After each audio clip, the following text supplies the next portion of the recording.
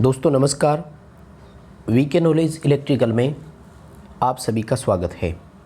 दोस्तों आज ordnance factory के सिलेबस के बारे में बात करेंगे।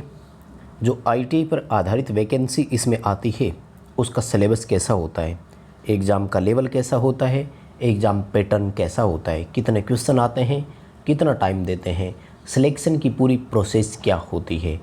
ऑर्डिनेंस फैक्ट्री भारत सरकार के उपक्रम में आती है, यानी डायरेक्टली ये केंद्र सरकार के अधीन आती है और अलग अलग राज्य में ऑर्डिनेंस फैक्ट्री है।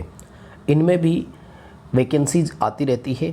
ऑफिशियल वेबसाइट पर आप विजिट करते रहें, क्योंकि ऑफिशियल वेबसाइट पर ही आपको इन तरह की चीज़ों का पता लगता है। और इसमें अप्रेंटिसशिप भी होती है। अभी फरवरी 2020 में अप्रेंटिसशिप स्टार्ट हुआ था। ध्यान रखें, ऑर्डिनेंस फैक्ट्री में फरवरी में स्टार्ट हो जाता है। सबके अलग अलग अप्रेंटिसशिप होते हैं, तो इसी पर हम बात करेंगे। दोस्तों इसमें जो पोस्ट आती है आईटीआई बेस्ड पर, उस पोस्ट का नाम होता है टेक्नीशियन, जहां क्वालिफ़िकेशन 10+ आईटीआई रखी जाती है। यानी पोस्ट का नाम टेक्नीशियन और उसके आगे जो रिलेटिव ट्रेड होती है उस ट्रेड का नाम दे दिया जाता है। जैसे आप इलेक्ट्रीशियन ट्रेड से है तो आपको टेक्नीशियन इलेक्ट्रिकल नाम दे दिया जाता है। यहाँ इलेक्ट्रॉनिक मैकेनिक और फिटर की भी वैकेंसी आती है। यानी 10+ आईटीआई आपका एनसीवीटी हो या एससीवीटी हो, कोई दिक्कत नहीं है, दोनों आईटीआई यहाँ पर अप्रूव्ड होती है। अभी तक यहाँ अप्रेंटिसशिप करवाई जाती थी, लेकिन अप्रेंटिसशिप कंपलसरी नहीं होती थी। यानी वैकेंसी के लिए अप्रेंटिसशिप ज़रूरी नहीं था। Technician electrical, technician electronic mechanic और टेक्नीशियन फिटर, ये यहाँ पर पोस्ट के नाम रहते हैं। 10+ आईटीआई होता है, इसमें कोई अप्रेंटिसशिप की ज़रूरत नहीं होती है। और बात करूँ मैं सिलेक्शन प्रोसेस की, रिटन टेस्ट होता है।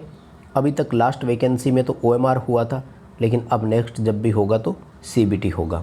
यानी पहले ऑप्टिकल मार्क रीडर से, यानी एक तरह से ऑफलाइन पेपर था, और अब सीबीटी यानी कंप्यूटर बेस्ड टेस्ट, यानी कि अब कंप्यूटर पर ऑनलाइन टेस्ट होंगे। रिटन टेस्ट केवल होता है इसमें, और थोड़ा सा फिजिकल टेस्ट होता है, ज़्यादा इसमें कोई बड़ी चीज़ नहीं होती है। और एक छोटा सा मेडिकल होता है। तो मेडिकल और ये नॉर्मल प्रोसेस होती है। इनमें आपसे यही देखा जाता है, क्योंकि इंडस्ट्रियल फैक्ट्री एक्ट लगता है इस पर, जो भी ये उद्योग होते हैं इन पर फैक्ट्री एक्ट लागू होता है। तो आपको ये देखा जाता है कि मेंटली आप कितने फिट थे, और फिजिकली कुछ डिसेबल तो नहीं है, क्योंकि आपको फैक्ट्री में अलग अलग तरह की, क्योंकि फील्ड ही होता है, देखिए एक तरह से वर्क करवाया जाता है, ऑफिस वर्क नहीं मिलता है। ये ध्यान रखें, आईटी वाला हमेशा कर्मचारी होता है, इसलिए उसको काम करना ही पड़ता है। और मोस्टली इंडस्ट्रियल सिस्टम में यदि कहीं भी आप जॉब लग जाते हैं तब, तो इसमें आपका फिजिकल मेडिकल वगैरह भी है। यानी कोई स्किल टेस्ट वगैरह नहीं होता है, प्रैक्टिकली कुछ नहीं होगा यहाँ पर, तो केवल रिटन टेस्ट होगा। और रिटन टेस्ट भी बड़ा आसान होता है। 80+20 यानी टोटल 100 क्वेश्चन पेपर में आते हैं। 100 क्वेश्चन हमें पेपर में देखने को मिलते हैं, जहां से 20 क्वेश्चन पार्ट 1 में और 80 क्वेश्चन पार्ट 2 में होते हैं। पेपर एक ही होता है, क्वेश्चन का नंबर भी 1 से लेकर के 100 तक कंटिन्यू होगा। कुछ स्टूडेंट कंफ्यूज हो जाते हैं कि 2 अलग अलग पेपर होते होंगे, पेपर एक ही होता है। ये 20-80 रेशो क्या है? तो जो 20 क्वेश्चन होते हैं ये होते हैं जनरल साइंस और जनरल मैथ, जिसको क्वांटिटेटिव एप्टीट्यूड भी अपने बोलते हैं, यानी सामान्य विज्ञान और सामान्य गणित। और ये जो अपना चैप्टर या टॉपिक होता है ये 10th लेवल का होता है। यानी जो मैट्रिक्स जिसको बोलते हो आप, या सेकेंडरी जिसको बोलते हैं अपन, उस लेवल की मैथ और साइंस के इसमें नॉर्मल क्वेश्चन आते हैं।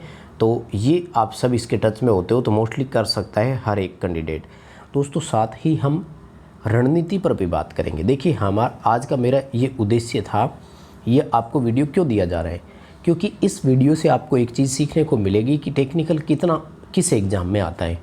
अभी रिसेंटली हमने एनसीएल नॉर्दर्न कोल फील्ड की वैकेंसी देखी है, उसमें 70 क्वेश्चन आईटीआई के आएंगे, यहाँ पर 80 क्वेश्चन आईटीआई के आएंगे। आप देख रहे हैं टेक्निकल का लेवल क्या जा रहा है। यानी कि हमें हर जगह टेक्निकल जो है उसको आगे रखना है और मेन पार्ट के रूप में रखना है। और ये 20 क्वेश्चन साइंस मैथ के हैं, तो इसमें से हर स्टूडेंट मान लीजिए कि 10 से 12 क्वेश्चन कर सकता है। तो ये 80 क्वेश्चन आपका ट्रेड वाले जो होते हैं ये आपका रोल रखते हैं। इसी तरह से आपने देखा होगा अभी रिसेंटली NCL में, तो वहाँ पर 30-70 का रेशियो है, मतलब 30 क्वेश्चन पार्ट बी से होंगे और 70 क्वेश्चन पार्ट 1 जो अपना टेक्निकल का होगा उससे होंगे।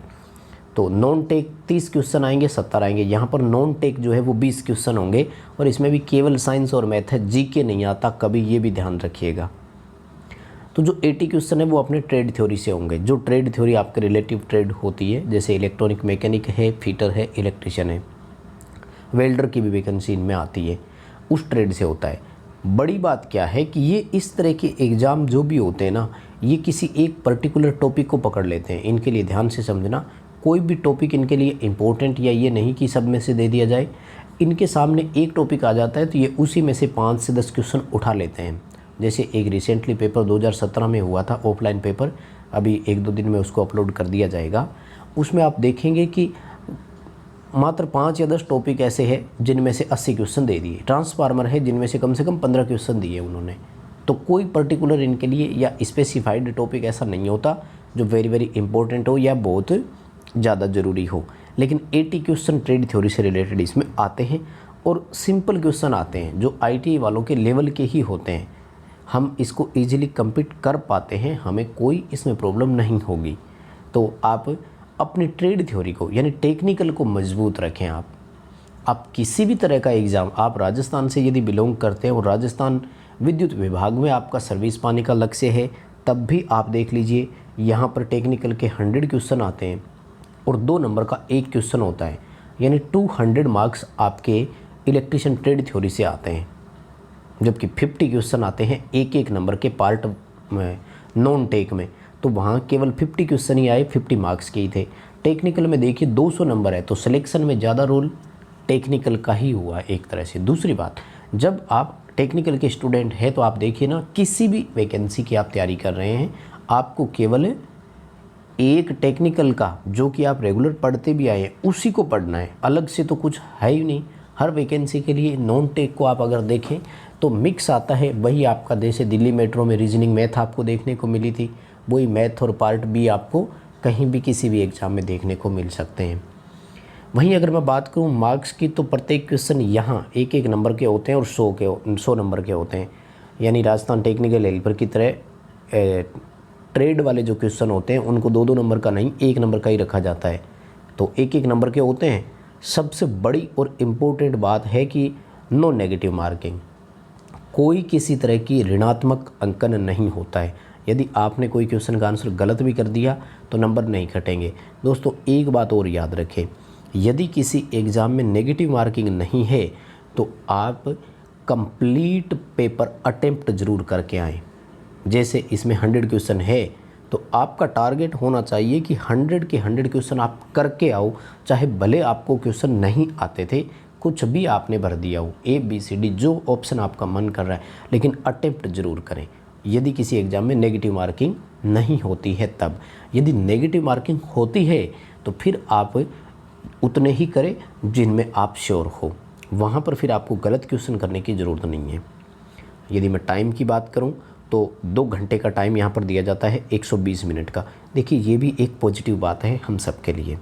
किसी भी कंपटीशन एग्ज़ाम में आप देखते हैं एक क्वेश्चन को 1 मिनट का समय भी नहीं मिलता है, 1 मिनट से कम का समय मिलता है। मोस्टली मैंने ऑब्जर्व किया है 45 से लेकर 48, 45 से लेकर 48 सेकंड मिलते हैं मात्र एक क्वेश्चन करने के लिए। आप दिल्ली मेट्रो का एग्जाम्पल ले लीजिए, आप राजस्थान टेक्निकल हेल्पर का एग्जाम्पल ले लीजिए, तो यहाँ पर देखो आपको 1 मिनट से भी अधिक का समय मिलेगा, क्योंकि 100 क्वेश्चन आएंगे, 120 मिनट का समय होगा। पेपर हिंदी इंग्लिश दोनों में होगा। बस दोस्तों ये था ऑर्डिनेंस फैक्ट्री से IT रिलेटेड डिटेल। वीडियो पसंद आया तो लाइक ज़रूर करना, अपने दोस्तों को आगे से शेयर करना ज़रूर जितना कर सके, और आप यदि हमारे चैनल पर नए हैं तो चैनल को सब्सक्राइब ज़रूर करना।